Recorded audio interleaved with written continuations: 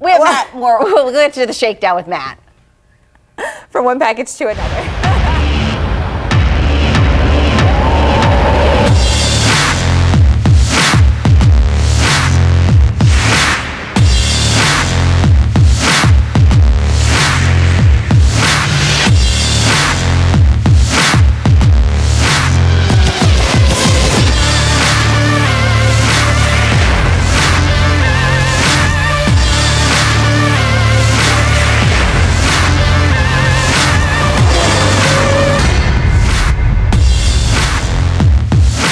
Hey now, welcome into the Shakedown Zone. We're bringing you all the results and news from the world of motorsports. We start off this week's edition with NASCAR, which spent last weekend at the Kentucky Speedway for the Quaker State 400.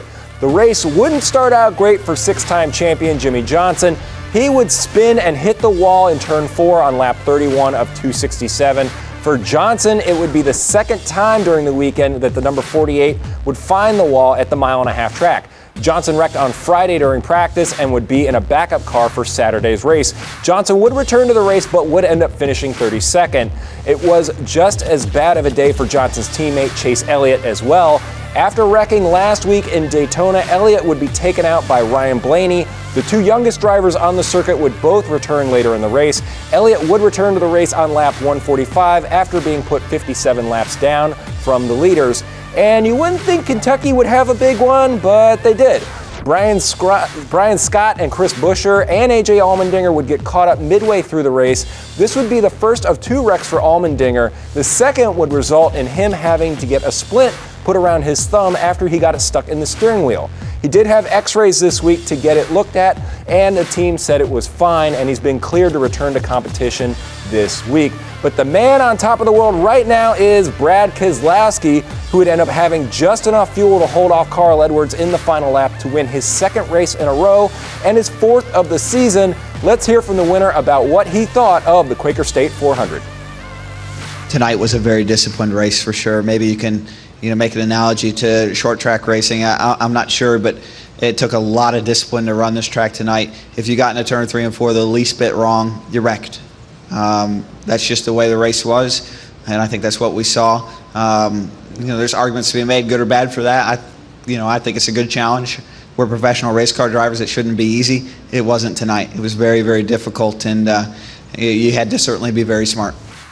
This week, the NASCAR teams load up and head to New Hampshire for the New Hampshire 301. That race will be Sunday at 1:30 p.m. Eastern on NBCSN.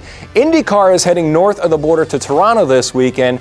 Joseph Newgarden is looking not only to repeat at the Honda Indy Toronto this weekend, but go for his second win in a row after winning the Iowa Corn 300 last week. You can catch this Indy race at 2:30 p.m. on CNBC this Sunday. That's going to do it for the Shakedown Zone this week. We'll be back next week with all the highlights and notes from the world of racing. Take care.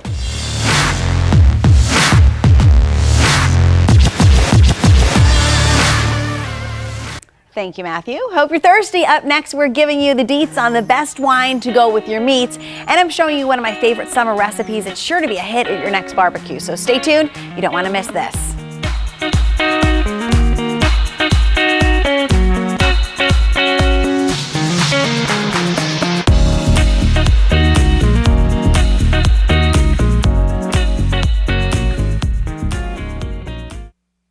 Warning, this is an important medical announcement for anyone who has taken Xarelto or Pradaxa. If you or a loved one took the blood thinner medication Xarelto or Pradaxa and were then hospitalized for internal bleeding, you may be entitled to significant compensation. Xarelto and Pradaxa have been linked to serious, even fatal internal bleeding. If you suffered a stroke, heart attack, or serious internal bleeding, or if a loved one died after taking Xarelto or Pradaxa, call our helpline now.